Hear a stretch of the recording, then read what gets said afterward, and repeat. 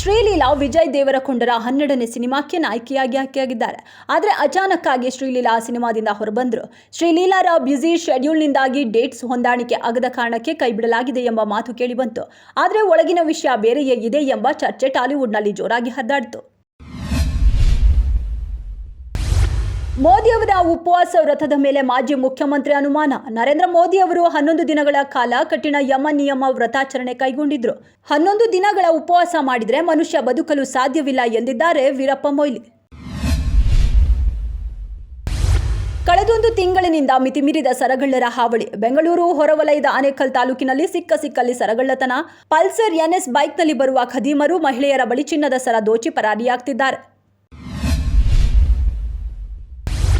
ರಾಜ್ಯ ರಾಜಧಾನಿ ಬೆಂಗಳೂರಿನಲ್ಲಿ ಜನವರಿ 29ರಿಂದ ಗೇಮಿಂಗ್ ಮತ್ತು ಅನಿಮೇಷನ್ ಸಮ್ಮೇಳನ. 3 ದಿನಗಳ ಕಾಲ ನಡೆಯಲಿರುವ ಸಮ್ಮೇಳನದಲ್ಲಿ 10 ರಾಷ್ಟ್ರಗಳಿಂದ 32 ಅಂತಾರಾಷ್ಟ್ರೀಯ ಭಾಷಣಕಾರರು ಭಾಗಿ. ನಗರದ ಖಾಸಗಿ ಹೋಟೆಲ್ನಲ್ಲಿ ಸಮ್ಮೇಳನ ನಡೆಯಲಿದೆ ಎಂದು ಸಚಿವ ಪ್ರಿಯಾಂಕ ಖರ್ಗೆ. ಬಿಜೆಪಿ ನಾಯಕರು ಭಗವಾನ್ ಶ್ರೀರಾಮನನ್ನು ರಾಜಕೀಯವಾಗಿ ಬಳಸಿಕೊಳ್ಳುತ್ತಿದ್ದು, ಕಾಂಗ್ರೆಸ್ ನಾಯಕರನ್ನು ಹಿಂದೂ ವಿರೋಧಿಗಳೆಂದು ಬಿಂಬಿಸುತ್ತಿದ್ದಾರೆ.